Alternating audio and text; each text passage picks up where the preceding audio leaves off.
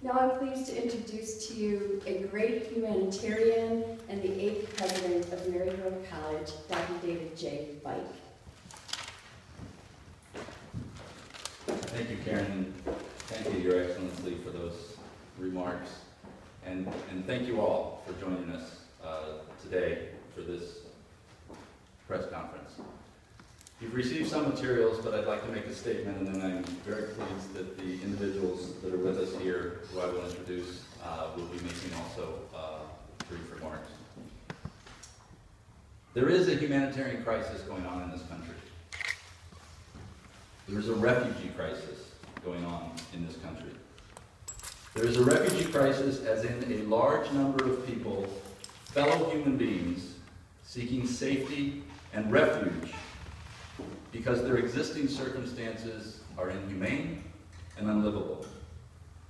This is a refugee crisis, as in people seeking refuge in such large and surging numbers that they jeopardize the effectiveness of the services designed for more normal circumstances.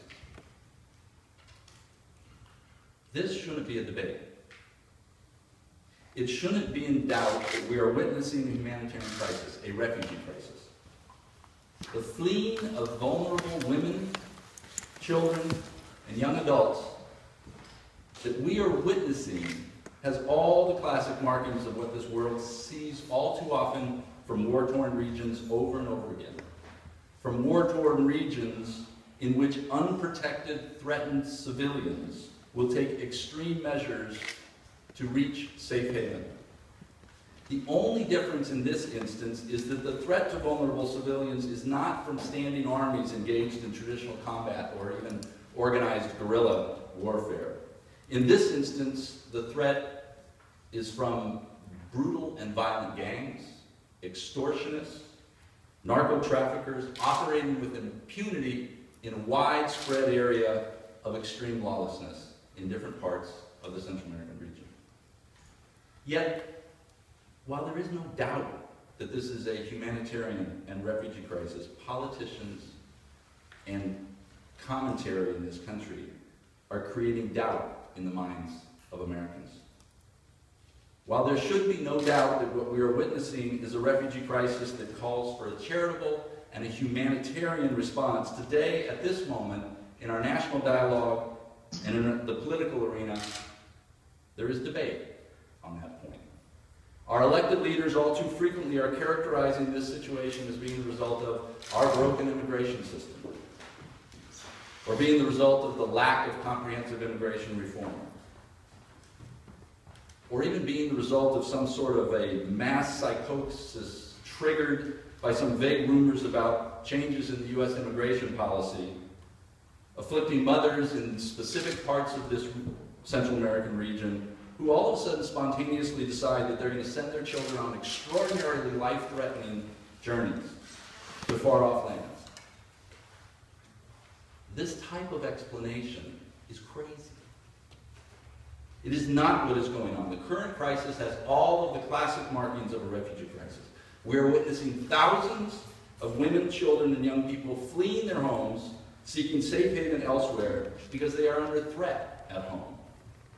And this is further evidenced by the fact that the refugees in the region are not all seeking safety in this country. Individuals are seeking asylum in other parts of Central America at rates that are 200, 300% of what they've been. So I ask myself, I ask you, what is the common characteristic in all these explanations that deny the truth of the humanitarian crisis that we're facing? It is the dehumanization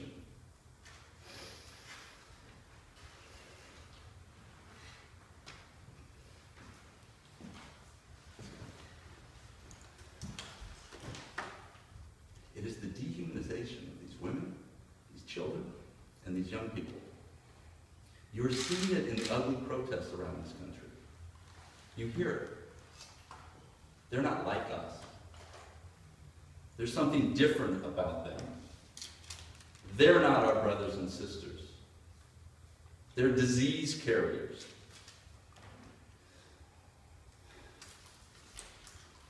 They're not fellow human beings who are traumatized by violence and fear, traumatized in the same way that we would be if we experienced what they had to endure. Instead, there's something wrong with them. They must be less smart or less caring about their children. They're selfish, trying to come here and take something from us.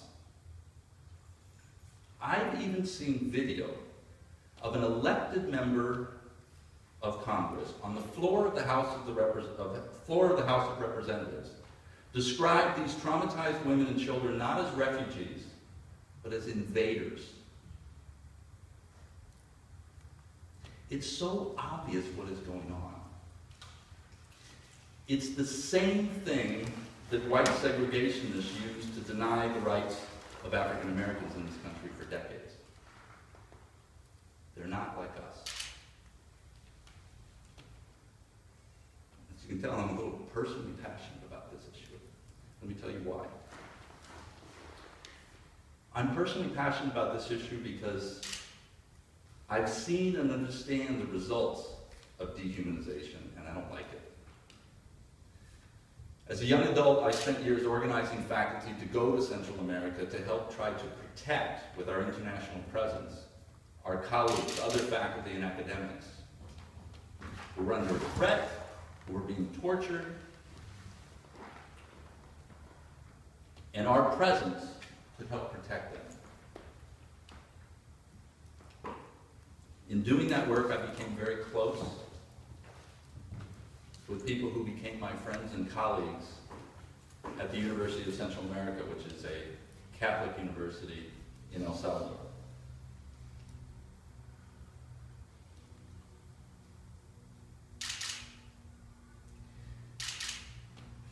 These close friends and colleagues were murdered because they were labeled as less than human. I've seen and understand the results of dehumanization, and I don't like it. It denies our better selves. It makes us smaller and meaner as a country. And at Marygrove, we teach our students that we expect them to lead with their best selves. We talk about and expect them to demonstrate what we call the 3 C's. Competence, of course, because we're an educational institution, but also compassion and commitment. And we define compassion quite simply as caring about and respecting the worth and dignity of people. And we define commitment as acting responsibly toward a more just and humane world. And what we say to our students is, at Marygrove, we practice what we teach. So that's what we're trying to do today. We're calling on President Obama to recognize these women and children as refugees. We're calling on President Obama to provide moral leadership in this crisis of thousands of women and children fleeing violence and seeking safe haven elsewhere. I'm incredibly frustrated by the lack of moral leadership on an issue that literally screams for moral leadership. The surge in unaccompanied minors at the border is fundamentally a refugee situation. The Obama administration needs to call it that, instead of asking for billions of dollars to essentially speed up deportation of vulnerable women and children back to violent-torn situations. Mr. President, please help the American people understand that this is fundamentally a refugee crisis. Use your powerful voice and position to help this country understand. And if you do, we pledge to do our part. We're doing more than just asking for something. We are committed that if the President shows moral leadership on this issue, we're prepared to do our part to help. What do I mean by doing our part? If the President shows moral leadership on this issue, the college is prepared to provide scholarships for college-ready refugees to attend Marygrove, and we would consider as an institution making available excess beds in the college's former convent here on the campus, which we're turning into a newly renovated residence hall, to house, feed, and provide security for other non-college ready refugees.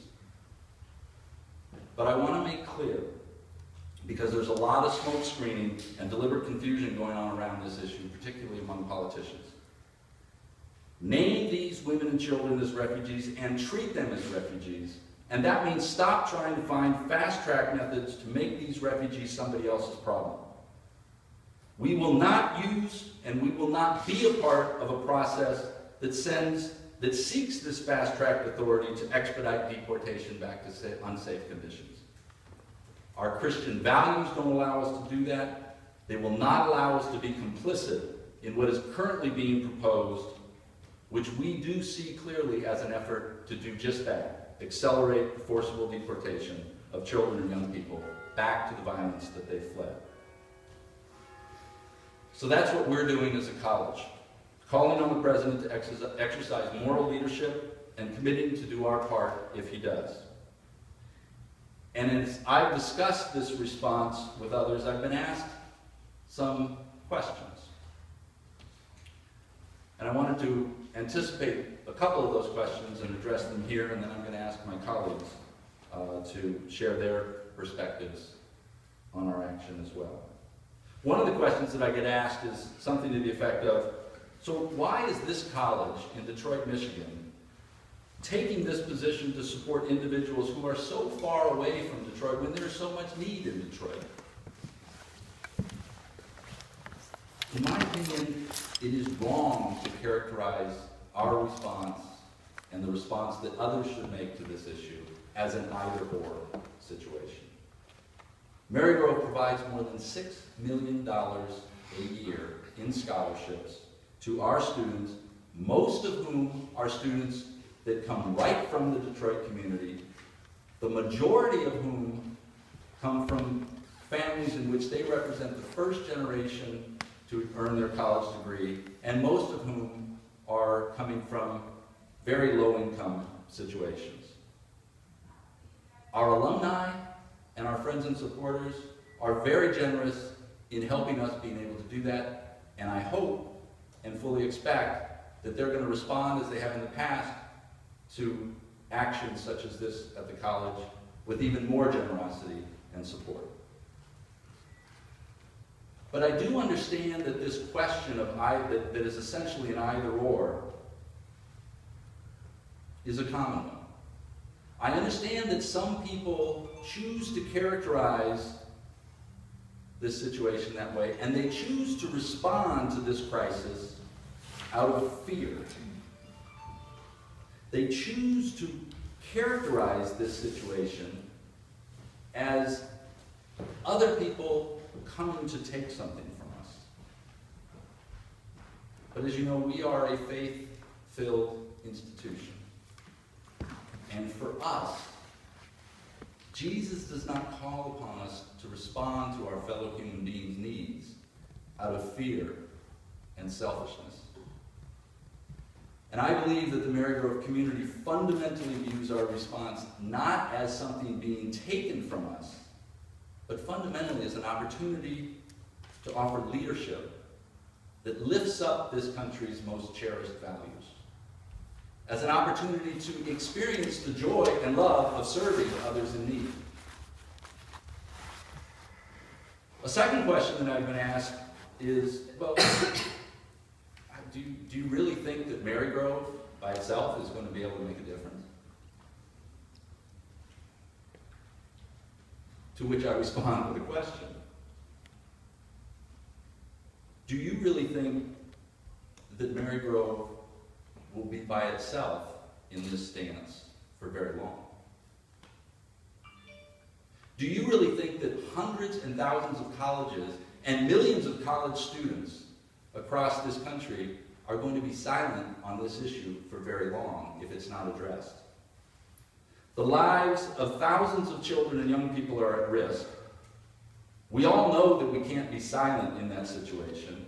And I'm urging my colleagues who are at the helm of other colleges and universities around this nation to join me in calling on President Obama to show moral leadership on this issue, and if possible, to join Marygrove in our pledge of housing, food, education, and security, if the President would lead us with a moral compass. We are extraordinarily proud as a Catholic institution, guided by the gospel values of love, compassion, reconciliation, and justice. We are extraordinarily proud to be the first higher educational institution in the nation to publicly commit supporting young refugees from Central America. And we hope and fully expect that there will be many others to follow us on this.